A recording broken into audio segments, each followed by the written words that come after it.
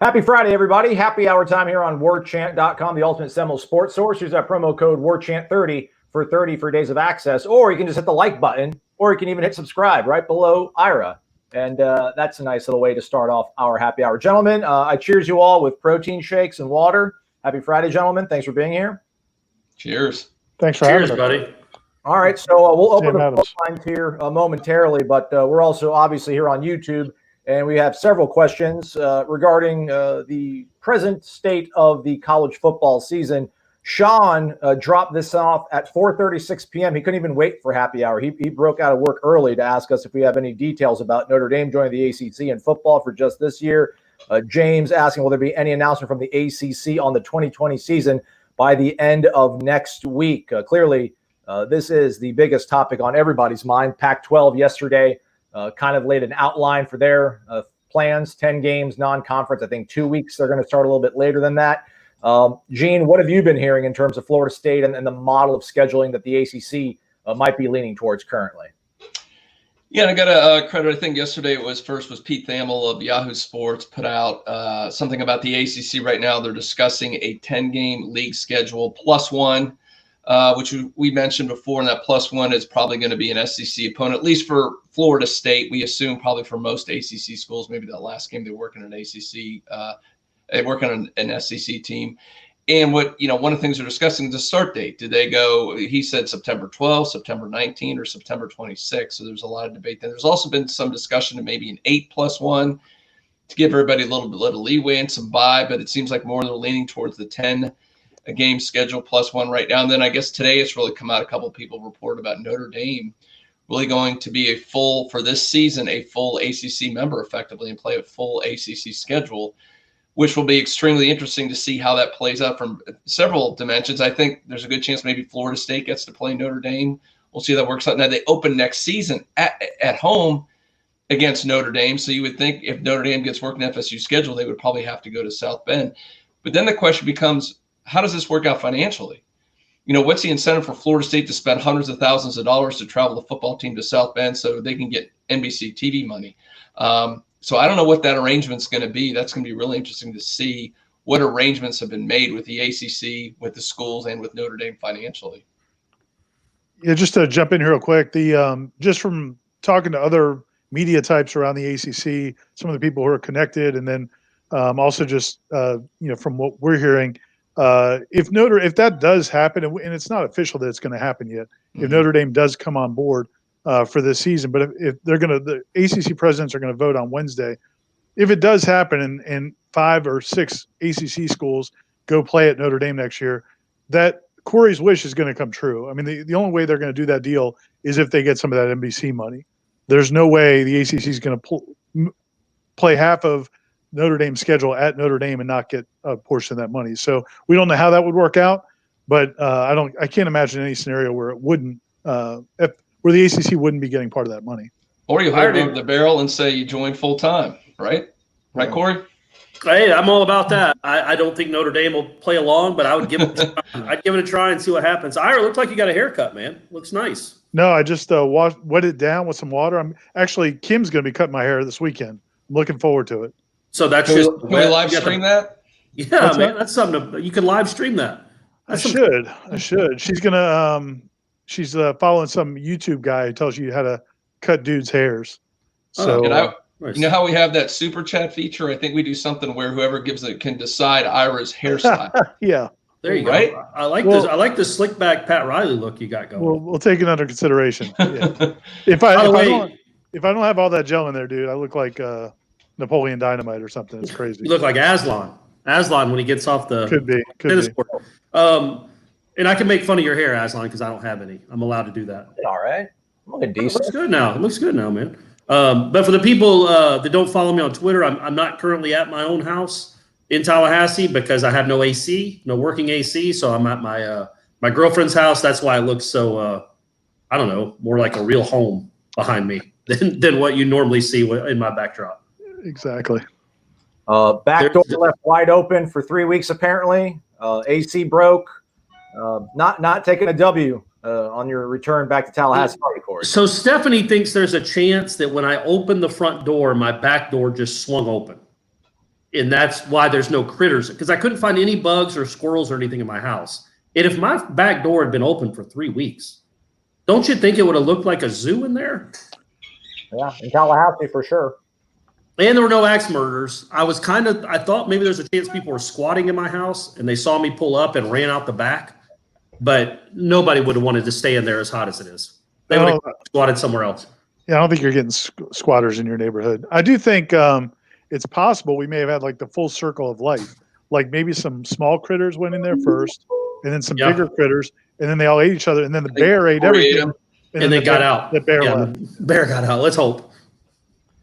All right, we'll open the phone lines, taking your phone calls, 850-792-5730, as well as comments on YouTube and Facebook. Tony Cleveland with the best question yet. What is the ACC waiting for? I don't know either, Tony. They just like dragging their feet. Everybody's been dragging their feet. Oh, the call dropped. Yeah, this is great, man. This is like, I feel like, they're really going to take this down to the wire. And there's so much data emerging here in the last 2 weeks. I'm glad they've taken their time. Enough of the snark. Let's take a phone call. Welcome into the Warchant.com happy hour. Who we got? Hey, good afternoon. Aslan, Gene, Ira, and Corey. Gator Kirk. What's up, man? Hey, nothing much. Just living the dream. Nice. Same as us. That's what we like to hear. What's on your mind today, Gator Kirk? Oh, nothing. Not much. He just called to hang up on us. You want to say hello? He wanted to say hey. He wanted to be first. He got it. He made it. That's good. But hey, Aslan, so, I mean, yeah, you're killing the ACC, but it sounds like the SEC and the Big 12 may wait even longer. Yeah, I'm not saying about the ACC. I just think that the Power 5 conferences that, I just don't – you're supposed to take as much time as you have when you're making an important decision. I understand that. I just don't know, like these 2 weeks of what feels like stalling where they haven't released any sort of information regarding of what their guidelines are going to be, who can play, who can't play, when you can return to play. Now, Corey's always made the point to me that they can be doing all this behind the scenes. I just don't know why they won't put some of that stuff out front while they drag their feet and kind of wait some time out to figure out exactly what they want to do ultimately. I feel like these plans need to come out in front. They can be scrutinized, not just by the public, but the other commissioners, and then, move ahead. Yeah. But that's just me. Let's take a phone call. Let's see if this one will work the whole entire time. Welcome on into the Warchant.com happy hour. Who we got? I'll take a large pizza with extra cheese. All right. Great, man. Drive around. Just kidding. It's Jeremy. How you guys doing? Good, man. Hey, Jeremy. Corey, I'm glad you're safe. Thanks, buddy. Me too. I'm telling you, your heart leaps out of your chest a little bit when you walk into a house after 3 weeks and the back door is wide open, and it's pitch dark.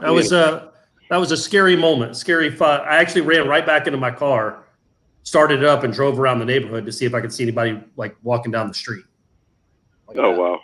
But I did it. I'm safe. This great backstory you're doing. Was there anything about this coaching staff that surprised you about them? I mean, not really surprised me. I think trying to think if I was trying to think in terms of not really. I mean, I think probably the biggest thing, the biggest surprise to me was, and what I wrote about in the last thing, was that Norvell was so willing to adapt, because I assume he's a lot more like Jimbo and that breed of coaches, the guys who are so meticulous about planning. They're so detail oriented. They put a plan in place, and they're going to, everybody's got to march to that drum. And, and actually I'm going to be writing in one of the next pieces, I think the fifth piece, the fifth of six. We're only going to do six, Corey. The fifth of six. The fifth of six is going to be about how they get number 7. The next one's going to be about recruiting. That's going to come out over the weekend. And the next one after that's going to be about how they were able to get back to work on June 1st, those voluntary workouts, all the things they put into place. And that process, again, I think you see some of Mike Norvell's ability to plan, set forth plans, have them really detailed, but then be willing to alter his course a little bit if need be. And that was probably the biggest surprise to me. I just thought, I kind of feel like you're one personality or the other. You're somebody who goes with the flow, or you're somebody who pushes the pedal and just follows a plan. But it seems like, from everything I could gather, is he's willing to do both, which I think is a good combination. We haven't seen that around here very often. All right. Well, as always, thank you guys. Be safe. And like on YouTube. Take care. Thanks, Jeremy. Hey, Thanks, buddy. like, thumbs up, baby. Ira, I meant to ask you, did you like how I on the position, the getting to know the position groups, like the things you need to know? Because it Yes, said 5, and then I suggested 3, and then I I'm did like, like. I got 4. I got 4 in me. The cool thing about it was like nobody ever does even numbers with those things. Ever. So I was like, I'm all right, changing Corey. the game. I went with 4. Oh, let's take a phone call here. Uh, Welcome on into the warchant.com happy hour. You got Gene, Ira, Corey, a whole bunch of Florida State fans listening to you across the globe. Who's this? Anybody? Caller. Bueller. Are you there? phone problems this week. I think it's G. I think it's things are going down in Virginia right now. Oh, it was him again. Stay safe out there, G. Yeah. Get those phone lines fixed. Man, do you think let me ask you this, Gene, will there be a point where we'll do one of these that people won't ask us to compare Norvell to Taggart or Norvell to Jimbo? Because we have 2 questions already on YouTube that want us to talk about that. But let's see if G can save us here. Yes. G, is this you? Are you okay? Talk to us. Yeah. Bark twice. Yeah, if I'm you're in Milwaukee. good. I'm good. I don't know what's going on. I got you. All right. Well, hopefully you don't have. What do you got? You got T-Mobile. Step up your game, man. Get Nah, I got. It'll be a sponsor. Watch I out. don't know what the hell's going on. Yeah. All right. Well, What's on your mind, man? get the question out quick. Okay. I noticed that this year we seem to have a lot of players on watch lists for awards, like the Maxwell, the Steele, the Nagurski, etc. I don't recall that the past 2 seasons. And also, if that's the case, and also, what impact will that have for players' confidence and the team confidence that they're getting these preseason accolades? It does seem like it's been quiet in that front the last couple of years, which isn't, I guess, super surprising. I think the biggest thing is, I don't know if it does much for the players' confidence. You guys might have an opinion. I think the biggest thing is it gives you a chance to actually win some of those awards. Yeah. You know, one thing we've seen is that if you're not on people's radar before a season for those awards or all conference or things like that, it's kind of hard to get people's attention during the season unless your team is awesome. So I think that's the biggest result. I don't know what you guys think. Well, it's Yeah, going to be relevant, right? I mean, you get that out there, and it helps recruiting. I mean, to see those guys, hey, these guys, I'm a defensive tackle. I'm looking, they got a guy up for the #1 award or a Politnikoff or whatever the thing is. So, I mean, that's good too. And you've got, obviously, it means you got a couple superstars. They have not had those guys the last couple of years. They've not had guys that are potentially the best in college football at their position. Florida State has 2 of those guys this season. And it's very rare that they had 2 underclassmen that could go pro and get drafted pretty high, both come back. So this kind of proves that point that that they haven't had these kind of guys here lately. I think Tamarian is the guy that will benefit the most. I think he's kind of done what he's done the last 2 years on well below the radar because they've been so bad. Well, not so bad. They've been quite average. But I think him going into the season being one of the bigger named wide receivers is something Florida State hadn't had really since Rashad Green, like a known commodity coming back at the receiver position. I remember Coach Bowden used to, he never liked to have the marketing department push guys for awards. Like he thought he just didn't like it. And so they never really did it. That's why it was a big deal when they did push Ponder for the Heisman that year, because it was, you remember the big CP7 campaign, guys? Yeah, I think I got a pin. What did they give out? I still got my CP7 little portfolio. Remember those little leather portfolios? Those were sweet. But Coach Bowden never used to do that. But of course, when you're winning, 11 games a year, I guess you don't really have to. So yeah, Charlie didn't need a big push. Yeah, neither did Wenke, I guess. Peter Warrick did though. My man can't even win the Bolitnikoff. Some issues there. Yeah, 98 he should have won it. Even if you hold Dillard's against him, 98 he was the best player in the country too. So he should have won. He should have won it that year. All right, G. That's what we got for you. Yeah, I think it's a good thing. It's a good thing. Also shows that Jimbo was recruiting pretty all right. Just gonna put that out there. Just I'll say that. Yeah. Had to slip that in there, didn't you? Had to. All right, G. Thanks for the call, man. All right, thank you. Y'all have a great weekend and go Noles. That's right. That is right. How's my lighting? Does it? To me on my screen, it looks like I've got soft lighting. like the using soap operas. Like your Sybil Shepherd in Moonlighting. Yeah, you can't see my face too much, which is great. Yeah. By the way, Tony Cleveland is Cleve Dog FSU 22. He is the second most optimistic Florida State fan on Warchant.com. Apparently, his little is Matthew Cleveland. Look at that. Oh, nice. Nice. Look at that. I'll cheers to that, Tony. Shout out. Good work, Tony. Good family genes there. That kid looks like a player. I'm not going to lie. Yeah, that those two guys. It looks like very similar to when they signed Bacon and Beasley. Hey, Ira, what was the remember the point guard that came to the Louisville game that was supposed to be one of the top point guards in the country? Is that the kid that's still considering Florida State? No, I don't think so. I'm not sure what happened to that kid, but I don't think that's him. No, it's not. I don't think so. Okay, don't say that, Swole Noel. But you're right. That's a pretty big glare coming off Shiny dome. My forehead there. That's crazy. Look at that thing. I can make it move. Chris McLeod, gentlemen, let's talk hoops and what Ham is doing. Hashtag New Bloods. He's crushing it. No, he is. Hold that thought.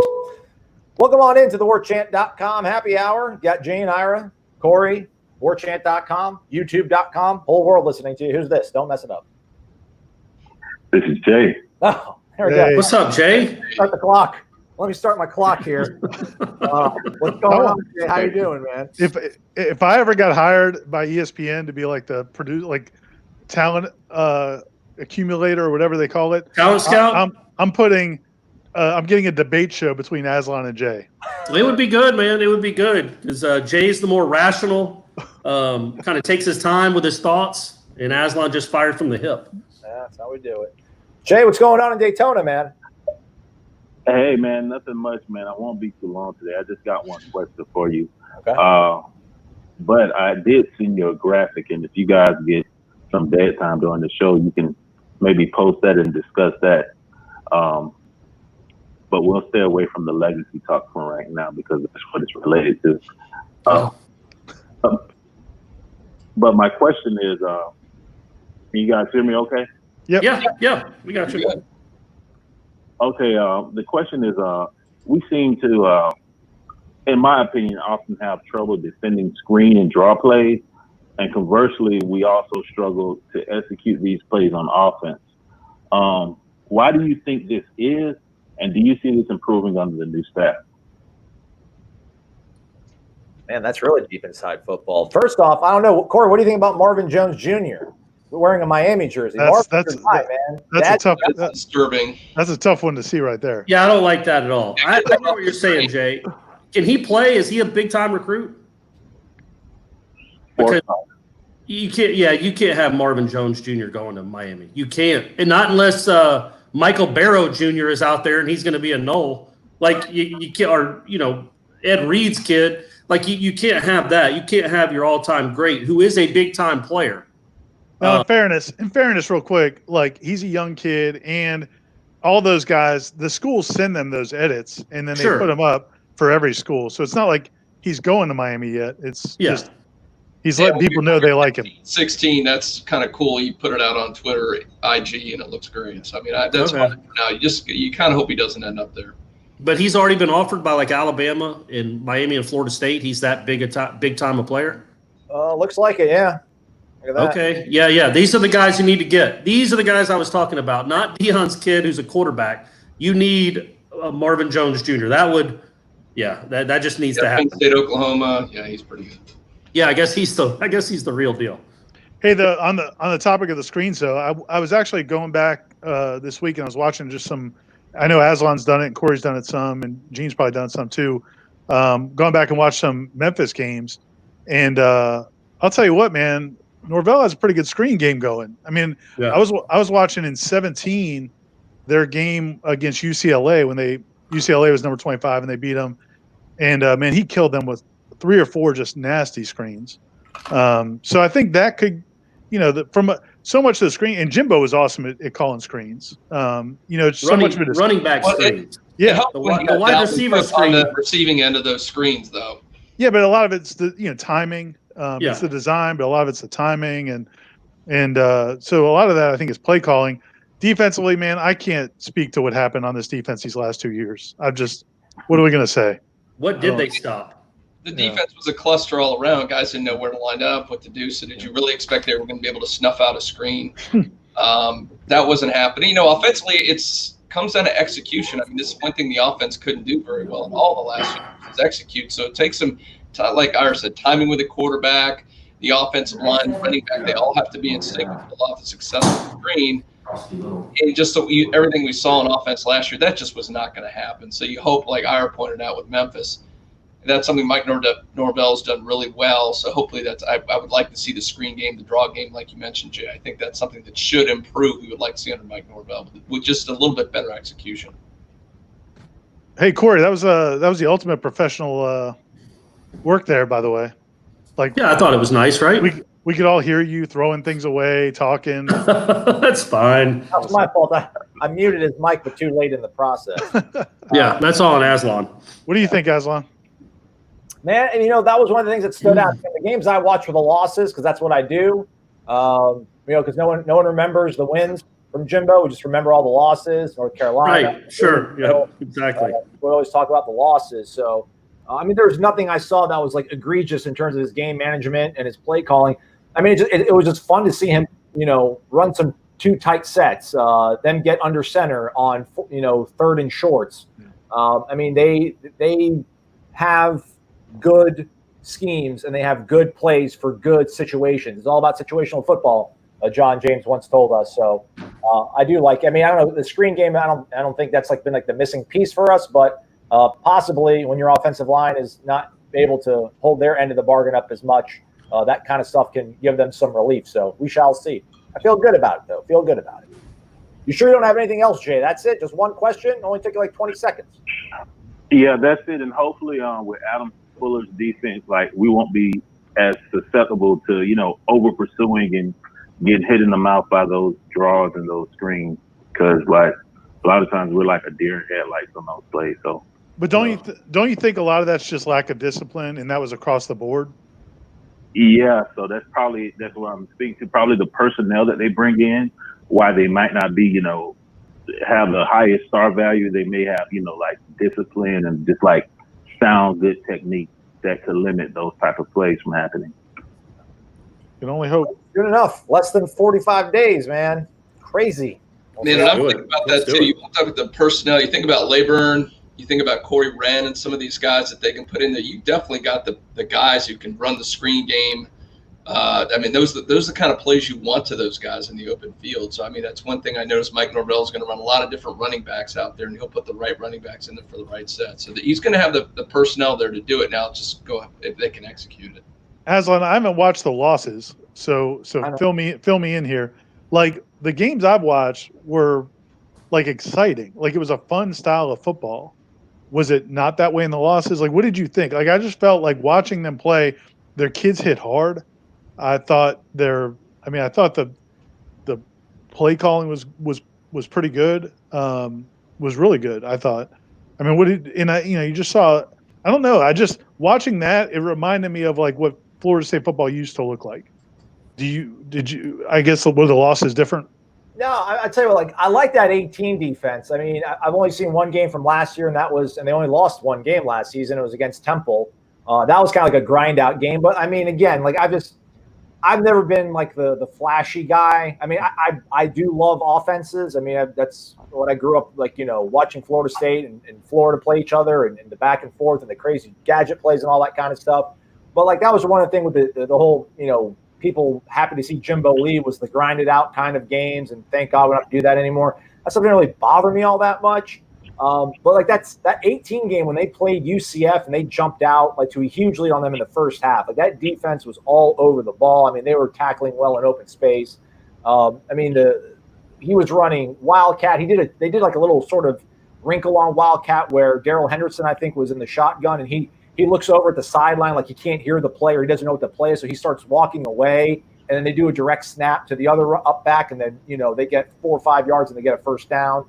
Yeah, I mean, it's an inventive, I guess, sort of innovative way of they're out there, running their offense. So it's, yeah, I don't know if it's going to be as, fun as the first half against Boise State, all the time, but it's got that potential.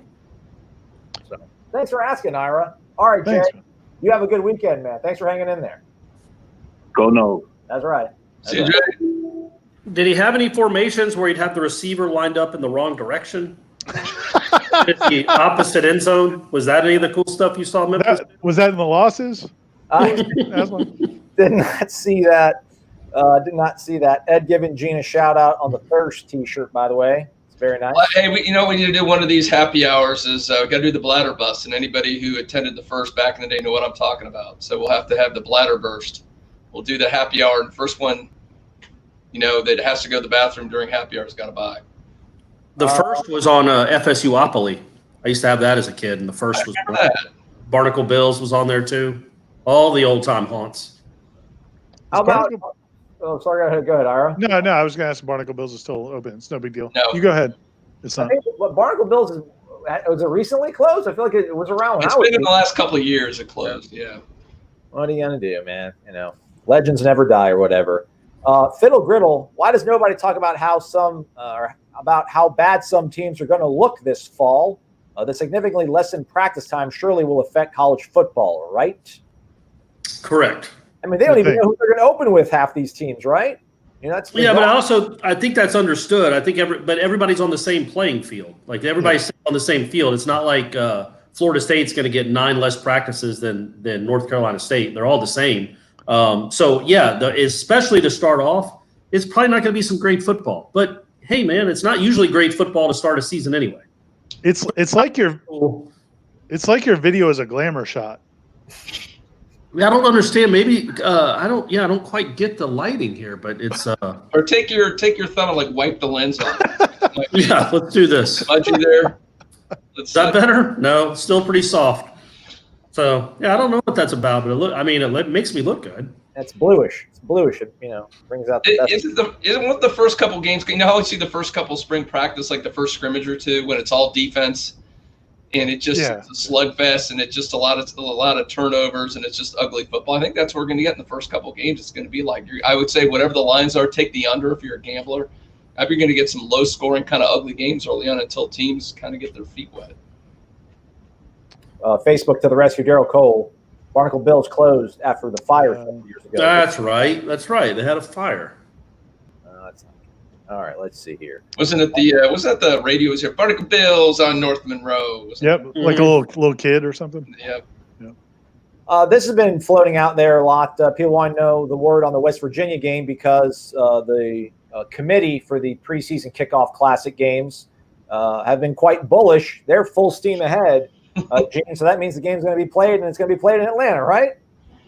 That doesn't go along with what everybody's reporting, the 10 ACC games +1, unless that +1 they're putting in the beginning with West Virginia. And I don't think that's happened. I think the +1 is the Gators for Florida State or whoever your SEC rival is at the end of the year. I would say pretty, maybe even extremely unlikely that game is played at all. I just don't see it happening. There's just no way. It sounds like and what we're hearing too is they're moving the season back. When in September it's going to start, we don't know. But it's the one day that I did not hear is that first weekend when that game is scheduled. So I think that it's unless you guys have heard something different. Anyway, the game's happening. Yeah, I mean Gary Stoken with the Chick-fil-A Bowl, who we all know and like, and he's been on the show before, is a good guy. But he's doing what he's got to do. He's trying to represent that game and get anything they can, if it's possible to happen, get it to happen. But it's not going to happen. In fact, I was talking to somebody at West Virginia yesterday, a reporter, who said they're hearing that it might be West Virginia may play Virginia in their non-conference game. So they're not. It's not like West Virginia's hanging on to hope that they're going to play FSU either. It really feels like it's a foregone conclusion that game's not going to happen. Battle of the Virginias. I think that might start a new rivalry there. Yeah, there's a little culture clash there, maybe. Yeah, I guess North Carolina and South Carolina are pretty distinct, but not nearly like Virginia and West Virginia. Like the Dakotas are basically one big state, right? And North and South you can't really decipher between.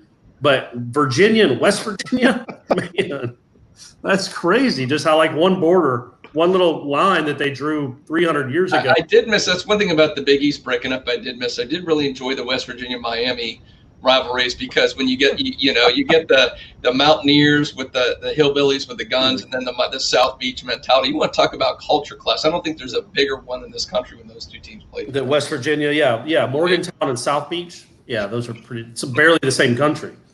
Like West Virginia fan base is one of the more underrated, obnoxious fan bases out there. Because I was in the stands for Bowden's last game, whatever the 2009 Gator Bowl or whatever it was, and man, they were taking it to Florida State in that first half, and they play like a little ditty every time they get a first down. I mean, and they were getting first down. It's the banjo from Deliverance, right? I don't know what it is, one of you being facetious or not, man, but it was relentless. Not stopped it. It was just Was that the one with Pac-Man Jones, or was Pac-Man Jones like 2005 or whatever? He was earlier. That was the one with Noel Devine. Liam Washington ran for like 800 yards. Yeah, dude, the Pac-Man Jones game, at the end of that game, because I guess it came out during the game or right before the game that he was going to go pro, and then they got beat. They got upset by Florida State, and Pac-Man Jones was sitting on the bench with a towel over his head for most of the fourth quarter, and these two West Virginia guys were in the front row. Most of their fans had left, just dog cussing him the entire fourth quarter. Go ahead and lead, Pac-Man. Oh my really? gosh. And he just, like, every once in a while he'd look back and lift up his towel and just shake his head and look back. It was classic. Rob Krause. I was actually going to make that point. It was actually filmed in Rabun County. No, was it in Buford? On the Chattooga River. It wasn't in Buford, but it was in Georgia. So I can make that joke because I'm from the home state where they actually filmed the thing. So yeah, that was you should go up there, Ira. It's a beautiful country. I'm sure. I'll make a point of it. Hey, why'd you go with the understated lowercase the Corey Clark? Why not all caps? I'm trying to be professional. Okay. He got a C and D from Ohio State, so he's trying to get off of that. And I don't like to be braggadocious. Kind of keep some humility. I do. So I don't all caps the. Good call. All right, guys, I got to bug out here early, so happy hour. Great weekend, everybody. Stay safe, and we'll see you soon. See you guys. Peace out, Gene. You're picking up the tab, right? I always do. Okay, there you go. Different. Thanks, man. He ain't lying. Thanks, Gene. All right, phone lines are still open. I don't hear the phone ringing, and then when I get to it, it's like I don't see it. There's somebody from the 423 area code that's calling in relentlessly. Keep it up. I'm going to stay in this window so that when you call, I can hit it. But in the meantime, this question from Rob Krause. What do you think are the minimum number of games? You see the question, everybody. Yeah. I'm seeing this other window. Somebody pointed it out, and I mentioned it with Corey on the podcast, Ira. Like, even if they're, say, worst case, you play some games, there's a breakout, and the whole season shuts down. Like, if they could just play at least 2 games, and, like, they look good in the 2 games, if they play, like, NC State and Georgia Tech and win those 2 games, it would be, it'd be invaluable what that would be able to do for their recruiting, I feel like. Yeah, I was going to say 1. So yeah, one good game. One good game. Yeah. Definitely 2. Yeah, they just got to show something. It is what it is. This whole year's been ridiculous in so many different ways.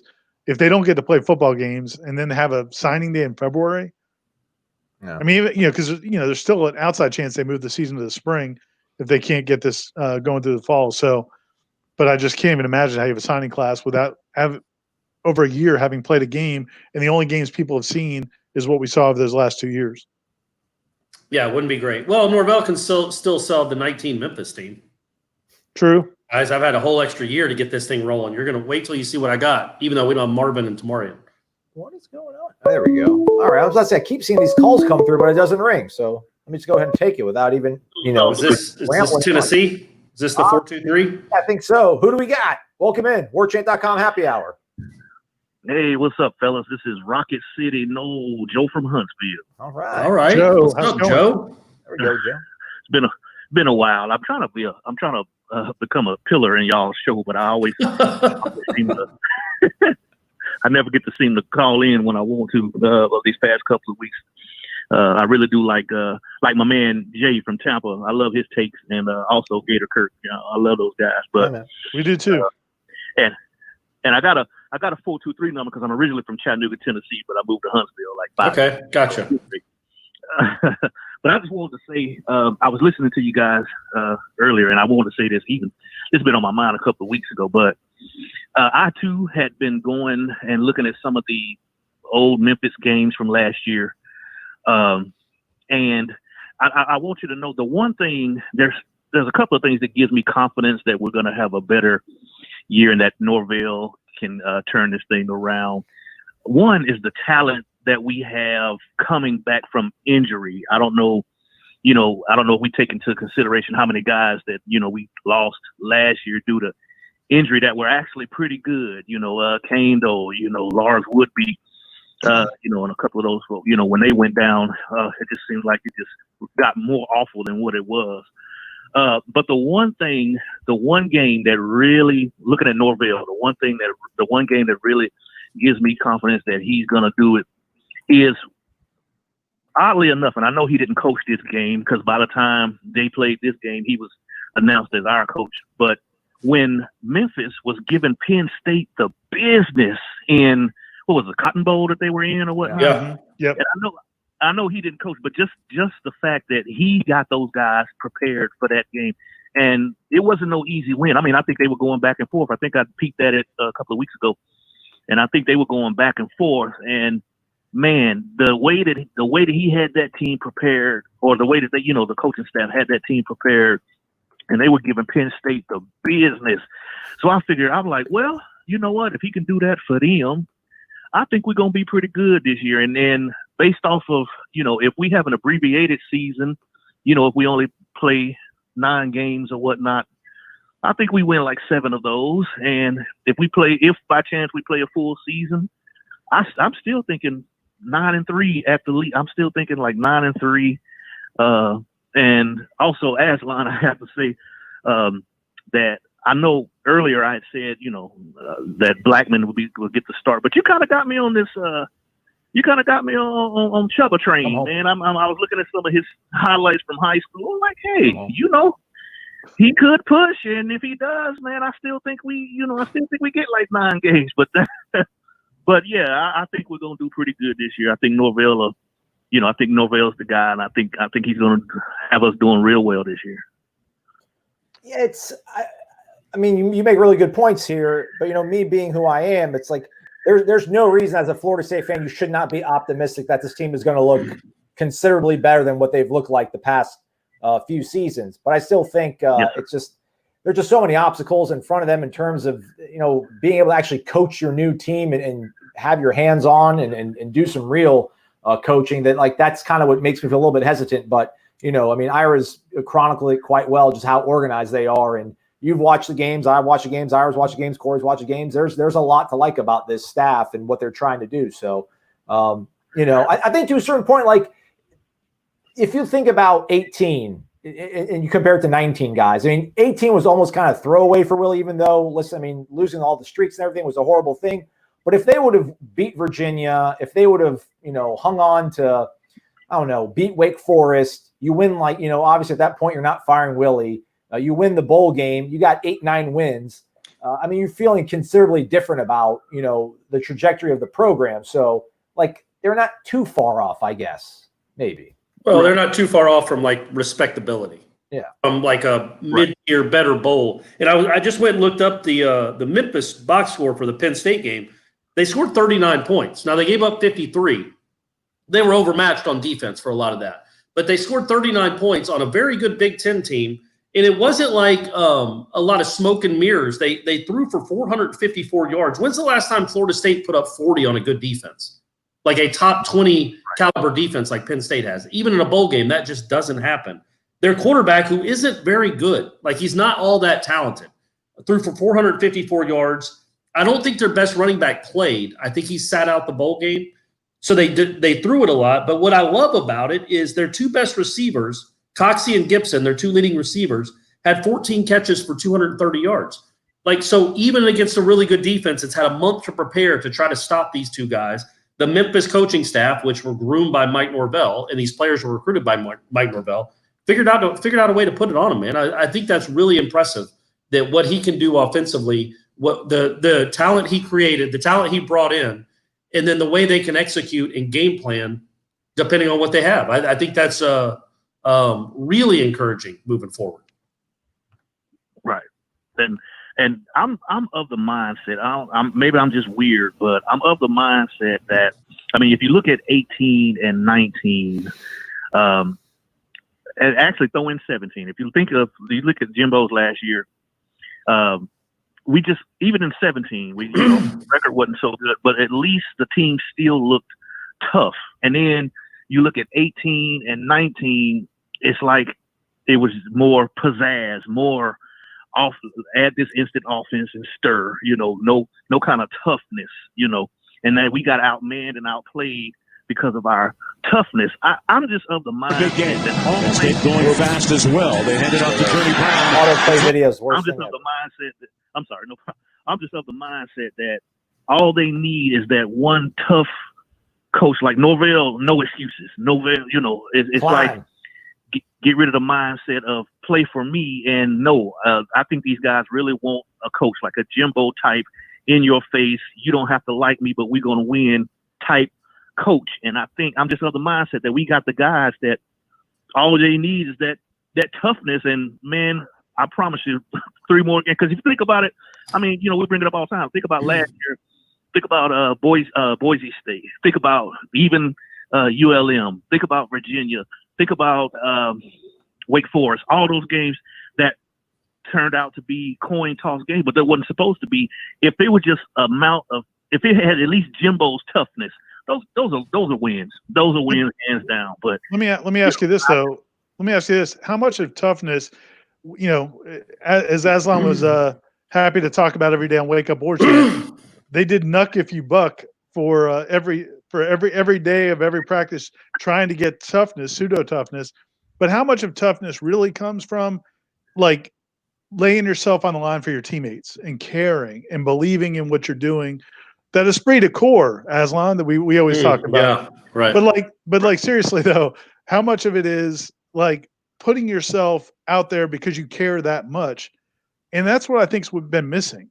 I don't think it's that these kids aren't tough. I don't think they believed in the program. That's what it is. That's absolutely what it is. All right, Joe, thanks for the call, man. All right, y'all have a blessed weekend and go Noles. That's right. You too, man. Thank you, buddy.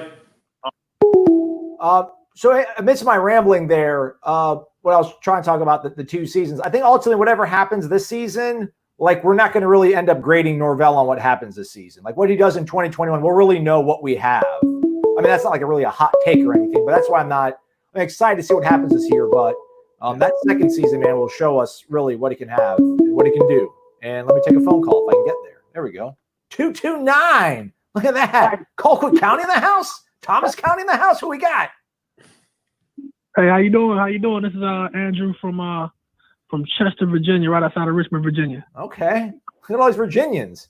What's going on, man? Yeah. I'm originally from Thomasville, Georgia. There it is. There it is. Rose City.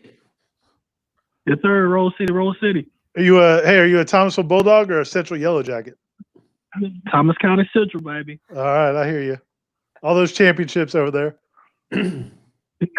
So, we lose him? Did we lose you? So my question, no, I'm here. I got to turn my television down. It's kind of throwing me off a little bit. So my question is, all right. So I grew up in the area back in the bottom area, and I fell in love with FSU football during the late '80s, '86, '87, '88, back in Dion's time. That was my favorite player all the time. So I remember waking up on Sunday mornings back in the late '80s, early '90s, and watching the Bobby Bowden show hosted by Gene Deckerhoff. Now I moved away back in '97 because I joined the military, and I want to know if because I know that show doesn't go on anymore. I want to know if Norvell, if you guys think Norvell will probably get back to that. Yeah, that's a weird question. They changed, they don't do those shows like they used to. Sunday, all the coaches used to do those Sunday shows, right? Yeah. Yeah, I think, Jimbo was the first one that's like, I don't want to do it. I don't want to do it on Saturday night at 2 a.m. We'll do it Sunday and record it. We'll record it Sunday afternoon and air it Monday like at 4 so nobody can see it. So really drive up the interest in your program to the point where now people don't even know if there is a coach's show. I don't know if I ever watched the Willie Taggart coach's show. You know what? Willie changed it even further. So Jimbo went to, like you said, they would tape it Sunday afternoon, and then they would air it on Monday afternoon on cable. Willie changed it to turned it into like a show about the whole athletic program or the football department, where he would be on it for 5 or 10 minutes, but they didn't really talk about. They didn't go through the plays. I miss those days, man. I miss those shows where they would. I tell you, who misses those days is Yellowwood. Are they even selling? Are they even selling any product anymore? Osmos Lumber. Yeah, I mean those guys and whatever those bag of potato chips they used to Flake. Yeah, that's right. I don't know if Golden Flake still exists. I know. We haven't asked Norvell, but he's going to do something, obviously, and it'd be cool if they got back to that. I don't know if they think like we can watch all the highlights on our phone now 7 minutes after the game, that they think those shows are obsolete. But I think it's cool to hear a coach talk about a certain play, a certain player. I just think that's cool. I think there's a pretty good insight there that the fan can get from the coach about what they were trying to do on that play and who had a really good game, who graded out well, because they'll always let that slip. Yeah. Bobby used to go into detail about it, man. I think Corey, you need to host it. Well, I'd host it in a heartbeat, man. I would go back and host old Bobby Bowden shows. I would go. I don't want to watch the current Florida State team. I want to do a 1996, like just go week by week and relive a Bobby Bowden show from the glory days. That'd be great. That's content right there, Corey. I'm telling you, my man. We need all we can get. We got a new producer. Here we go. Let's go. Hey, thank you guys, man. I love what you guys do, man. Hey, every time I get that notification, I'm logging on, man, to see what you guys, the latest that you guys are talking about. Hey, I appreciate everything you guys do, man. Thanks. Hey, thanks for your service, man. Yeah, thank you very much, buddy. All right. There you go, folks. Yeah, he's a subscriber to the YouTube page. It's right below Corey. Hit subscribe. You can set your notifications for however frequently or infrequently you want to be notified on when we drop videos. Also hit the like button. We appreciate that sort of stuff. Let's go right back to another phone call. Here we go. Welcome on into the Warchant.com happy hour. Who's this? Hey, guys. This is Caleb. Live in Tallahassee, a student at Florida State. All right. That's good, man. Young blood, new blood. Hashtag new blood. Yes, so, I just wanted to ask about like some NIL stuff. Like, where do you think we will stand against our rivals and other teams when it comes to, like, since Florida is going to get off on the bill first, do you think that will give us a little bit more of advantage, even though we'll probably struggle against the SEC schools since we don't bring in as much money? But I'd like to just know more of what you guys think about where we stand. And also, Corey, I want to know why you went to Georgia, since you pretty much grew up a Florida State fan with your dad. All right, thanks, guys. Good question. Thanks, Caleb. Is he taking the answer off the air? I think he is. He is. Okay, nice. That's good. He's still there. It sounds okay. All right. Sorry. Yeah. No, I went to Georgia. Oh wait. Yeah, okay. That's cool. I went to Georgia because Florida State didn't have a journalism program. So the two journalism programs in the Southeast that were the two best by far were Georgia and Florida. And my dad told me he wouldn't pay for anything if I went to Florida. So Georgia was my my only real option. So that's why I went to Georgia. And answer the other question. What was the other question? About the NIL. Like how's yeah. Don't you think? I mean, if Florida gets a jump on it, if the NCAA allows Florida to get a jump on it, then yeah. Wouldn't you think those three schools will have an advantage in that one recruiting cycle? Yeah, they would, but I can't imagine. There's no way they're going to let them. I can't imagine. Every other state in the country is going to try to get in on it. They're all going to push Congress to do something. So Florida doesn't get that head So it'll start. probably be a universal. It'll be a federal, almost a federal mandate, right? Or federal rules about every state. So yeah, if it was just like Florida and California were the two that got the jump on it the most, then yeah, that would be a huge benefit. But yeah, I don't know if that's going to happen. But here says lawmakers are likely to incorporate parts of the proposed legislation into a congressional bill that would preempt state law. So yeah, California is not going to be, the slush fund heaven for all these players, or Florida. So, that will supersede what they try to do at the state level. But it is a good question though. Like Aslan, I mean, you worked in SEC country. Yeah. I mean, it's just hard to imagine. I mean, the big concern FSU's administration has is that, there's just not as many big money boosters and donors in car dealerships that are going to be able to provide the same type of deals that these guys can get at Alabama. Well, let me ask you a question, Ira, going back to the last. I was actually directing that to Aslan because your camera was directed at your desk. I was doing something. But Yellowwood is looking for new spokespeople. You don't think Yellowwood's going to put out some, or Golden Flakes will put out some big money for like an offensive tackle? Yeah, but why for Florida State? Yeah, Yellowwood's Florida State's the first to jump on it. They're the first to go to Yellowwood with, hey, we got this offensive tackle. He's number one in the country. He's from a small town in Georgia. We want him to be here. Can you mute him so you can talk? Sorry, go ahead, Aslan. He puts a little microphone of shame next to his name or whatever.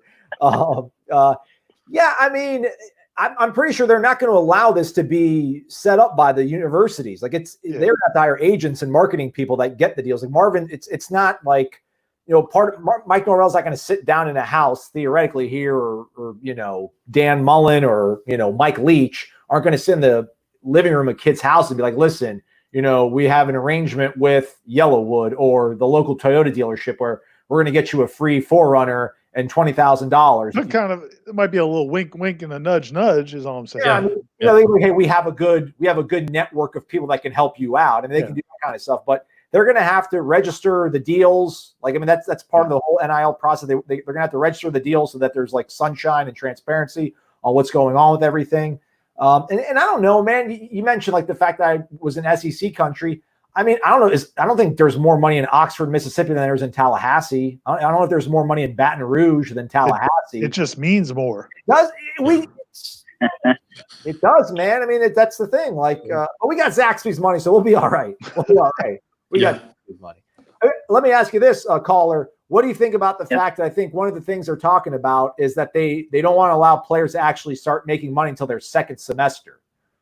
I think that's kind of a good thing. Corey, I think you were like, just let them start making money now. But I like the fact that you kind of have to wait to get your money, I kind of like that. One of the main reasons why I'm calling, because I'm actually writing a paper for a class about this. And an online class, right? Or are you going to actually be going inside? Yeah. Okay. All right. Yeah, it's online. It's a short class, but we had to write like a feature article type thing. And I talk about that.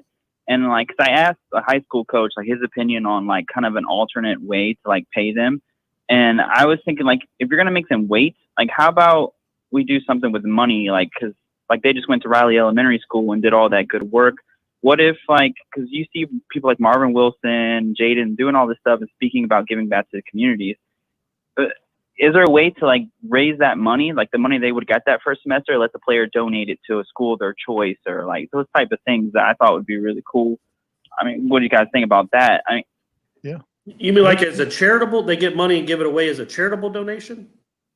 Yeah. I mean, I guess you could do kind of what he's saying, like make them wait, and like maybe when they graduate, you can get the money. But I think a lot of those kids, like, give them the opportunity to make money, do things they want to do. Cause you see great players on this team, like doing all these preaching, all these, like do this charitable work for the communities they came from. And I came from a really poor community too. And like, if I had the opportunity to raise money, I would love to give it back to my elementary school so those kids can eat and get school supplies and things like that. But that's just my opinion. That would be nice. I think the whole battle though online has been like pay the players, give them the money, let them profit instead of all these other people. But it's a good concept. We'll see, man. They'll get before Congress. They'll figure it out. I got faith in all of them. Yeah, absolutely. Thank you guys so much. You guys helping me get through this, being a student, not actually getting to go to class. Like you guys helped me get through it, listen every day, and it's been a lot of fun. Awesome. Cool. Thank you, man. Thank you, buddy. Good luck with school, man. Yep. Thank you, guys. Have a good weekend. Take care. All right, look at this. While we were jabbering on, man, shout out to Jeremy. Jeremy. Yeah, J-Bone. Coming through.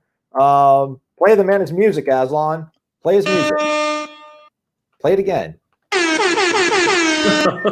thought it was Jeremy. It's not just Jeremy. And after that, Gator Kirk coming off the top. Come on, Gator Kirk. Like, I got the money.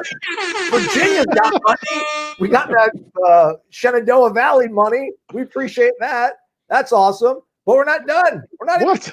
What? Me, James, like, I'm going to give you $5 just because I feel like giving you $5. Appreciate it, JB. We should have a kangaroo court. Like when Gator Kirk's call drops, we charge him. Like, yeah, that's right. You owe us $1.50. Thanks, James B. Thanks, James B. Gator Kirk in the house. Jeremy and Gator Kirk are both subscribers. They already pay our salary, and they give us more money. I think Jeremy That's thinks cute. thinks he's making next month's payment for Warchant. Hey, by the way, Gene doesn't get any of that. Yeah, he was only here for a half. It's not a happy half hour, Gene. It's a happy hour. It'll go to the tab. Yeah, it will. It'll go to the Warchant tab. All right, we'll leave the lines open here for a few more minutes as we wind things down. But shout out to those guys. Are we playing tennis this weekend? What the hell's going on? Yeah, we can do that. We can do that tomorrow. It should be nice and cool tomorrow, right? I haven't looked at the forecast, but I assume it's Tallahassee in late July. Here's the problem, man. We can't be playing at 3 in the afternoon or 2 in the afternoon. We can and we will. It doesn't matter. Like, what's the difference between 11 a.m. and 3 p.m. in Tallahassee? About 15 degrees. No, it feels like if you play at 7 o'clock at night, it feels like right now I'm going to look and see what it feels like here in Tallahassee. I guarantee it feels like it's 96 degrees. just it feels like it's 100. Just wake up at 10:30 and we can play. So, well, yeah, maybe, but still, you're gonna sweat. You're gonna sweat through everything. Look at that. You're picking the most hottest possible time of day at 3 o'clock. It makes us tough. It's 84. I don't want to set alarm. And I'm just saying the Willie Taggart era. I'm not confused with physical exertion at 10 a.m. What if I'm there playing Nuck If You Buck when you get there? That would be nice. And Irish just dancing by himself. he's swag surfing on the court. Oh man! How dare you, Swole? We can all play tennis. Yeah, we should videotape the tennis match. We should one of these days. All right, GoPros. Let me see if the phone line's still open. It is. The phone line still is open. Someone tried to call in, but I don't know what's going on. Again, I don't know why I'm not hearing some of these phone calls coming. Hey, the one thing I did want to say about the there it goes. Just like this thing, like we don't want Az on the talk, although I talk too much as it is. Anyway, welcome on into the Warchant.com happy hour. Who we got? Hey guys, how we doing? This is Mike from Ocala. Mike, what's up, Mike? Mike, what's going on with Jake Slaughter over Trinity Catholic? Man, get a hold of him. Yes, I saw that today. I was a little disappointed, but you know what? I don't know if we might be better off or not. But you know what? We'll try to catch him next time, you know. So, but anyway, I was calling in because I had a couple questions, and I'm kind of going a different direction with it, and it has to do with uniforms. And the first one is a trivia question, and anyone of you guys can take this. When was the last time? Good call. When was the last time that the football team wore all gold uniforms? Wow. Oh. I feel like they did it. In like the early 80s on like a Thursday night game. And those are the ones Burt Reynolds bought. Burt Reynolds bought them. I'm going to say 1983. Wow. You know, I was trying to find it and I couldn't. So like that's why I thought you guys might know. And I thought you had. Oh, there it is, right there. Does it say what that's from, Aslan? What game that's from? No, but I can visit it. I'll see what it says. There's no one says. So Mike, you wanted the answer. You don't know the answer? Right, exactly, because I couldn't find it. Corey's probably right. We believe Corey. I'm gonna look it up, y'all. You keep talking. What's the second question, Mike? I think you said you had two questions that were off. Yeah, and the second one was, and you know, I know uniforms is, you know, it's not a huge deal like when we talk about combinations, but it's fun to talk about. But over the weekend, I saw a picture. Somebody posted a picture of what the potential blue turquoise football uniforms would look like, and I actually thought they were pretty cool and really nice. And I want to see what you guys thought about those. Yeah, man, I mentioned it before. I think gold lids, turquoise top, gold pants would actually look pretty cool. I do think that would actually work. But that's little UCLA look. Yeah, but that's basketball. So we shouldn't steal things from Ham. I will say this: the basketball team apparently loves those jerseys, those uniforms.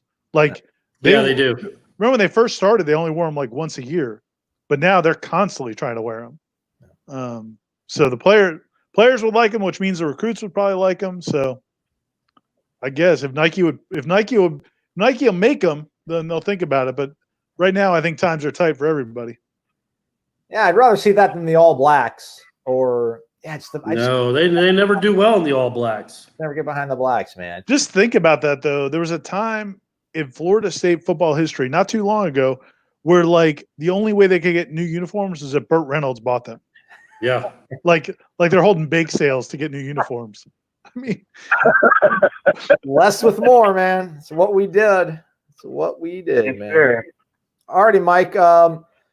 Corey, what's going on? You're one of Corey's still looking it up. He's still trying to find it. Can't find it. I'm still looking for it.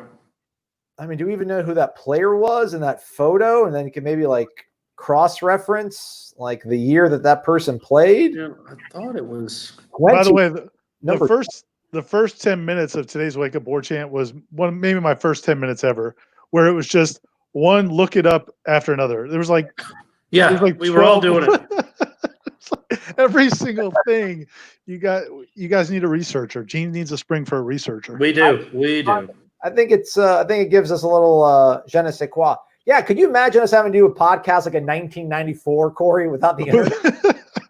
I would be 100%. I mean, I would just be so confident in my answers, even if they were right or wrong, it wouldn't matter. I'd be like, no, that's right. That's funny, guys. Well, hey, listen, Mike, come back to this video. When we find out the answer, I'll post it in the comments, and maybe that will give us the closure that we all need. I don't know about all gold, though. I mean, it almost looks like the Bucks. It looks like the Bucks almost, like the Tampa Bay Buccaneers of old. It looks like creamsicle more than gold.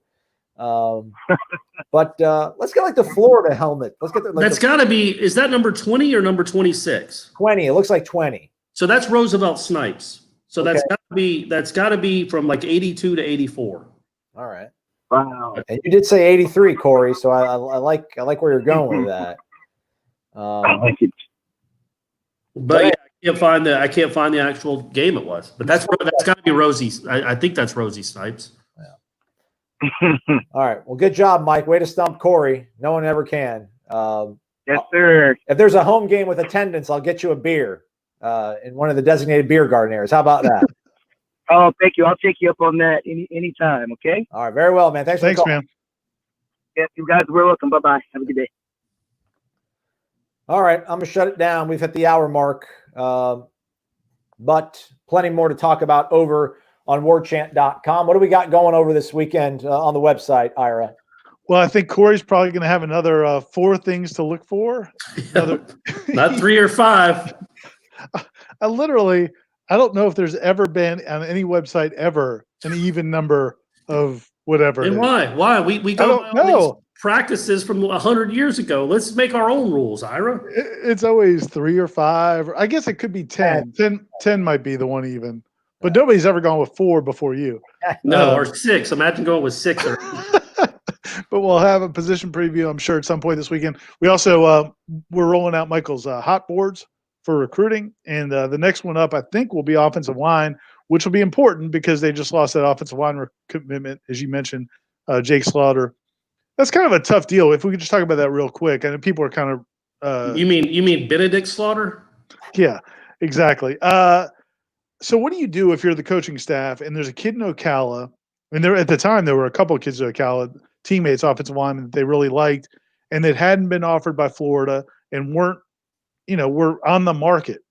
So you're torn. You're in that situation where if you go after them, you might be able to get them to commit, and you do, but you always know if Florida ends up offering them because they grew up Florida fans, you might be. What do you do? I mean, you kind of have to recruit them, right? Yeah, absolutely. I don't think it's a bad look. I mean, I think maybe some people do, like you lose a kid to your in-state rival. But I mean, to your point, I mean, there's a window of opportunity you think that you have as a staff at a position of need. Like, yeah, you go after it. It's nothing against this staff. Like, this program isn't in a place where they can maybe think about optics when they're offering kids at this point, I wouldn't think, right? Like, you can't think about, well, listen, man, when things start getting to the nitty gritty, Florida's going to come in here and offer, and then we're going to lose them and we're going to look bad. Like, you can't. I mean, that's not showing foresight. That's being like impractical to a certain degree, I would think. Well, and I know back in the day, like a lot of people thought Antonio Cromartie was going to go to Florida, and they recruited him really hard. And then at the end of the day, I think his family and everybody decided, no, you're going to FSU. Yeah. You're a Tallahassee kid. So, I mean, I just think that that's part of the deal if you're going to recruit a kid. So I don't know, but they're getting some grief on Twitter, which I mean, I guess that's just how it goes. Yeah. It's okay. They got this guy. They got 2-star. That's going to be all right. But I was all over him. I like it. I mean, I'm kidding, Michael Mislinski. You're probably a very good offensive line playing Bishop Kenny in Jacksonville. So they got Maurice Smith will be here. He'll hold down the fort when Baselli and Bavion are done. They've got options at center right now. I don't want to diminish the kid because I hate when people do that sort of stuff. But, it is what it is, I guess. Yeah, and the kid from Georgia that's already committed, Bryce Estes is a Bryson. Bryce can play. He can play. Yeah, he can play center as well. So, Corey, are you sleeping? Corey, it's okay. I can't find it. I think it's the '83 Louisville game, but I can't get confirmation on that. Were you that diligent? First of all, do you have an earring in your right ear? Yeah. I didn't tell you about that. It hangs down from my ear like this. Were you that diligent in class ever? No, because I didn't care about the stuff in class like I care about this. I mean, that was like 10 minutes. You were just. I know, and I couldn't find it, which makes it even more upsetting. But it was sometime in the early to mid 80s. I think it was a Thursday night game, and it was a game they demolished someone. And Louisville fit the bill for all that, but it doesn't. McGrotha's story doesn't mention the gold jerseys. Come on, Bill. He wouldn't have left that out, right? He wouldn't have. So I must have been wrong. So who knows? I'm sure there's somebody watching this that remembers specifically that can let us know. But I'm tired of looking for it. There we go. All right. Again, a shout out to James B. Thanks to James. Thanks to Gator Kirk. Thanks to Jeremy. We appreciate the money and the likes. Hit the thumbs up. It makes a difference. We'll be back on Monday with an edition of Wake Up Warchant. But in the meantime, hot boards dropping. Corey's going to drop 4 things you need to know about what segment, Corey? I think I'm going to go with the running backs this time, or the backfield. Should I do backfield, Ira? Yeah, it sounds good. And I'll actually have another the next installment of the series, part number 4, Corey. Okay, we're getting on the home stretch for it. Yes, we are, man. We are. And it's going to be actually about recruiting and how they handled recruiting during the quarantine. There we go. Fantastic. All right. Stay connected to warchant.com. It's your ultimate Seminole sports source. Use the promo code Warchant30 if you're not already a member. For Ira and Corey and Gene, I'm Aslan. Thanks for watching, everybody.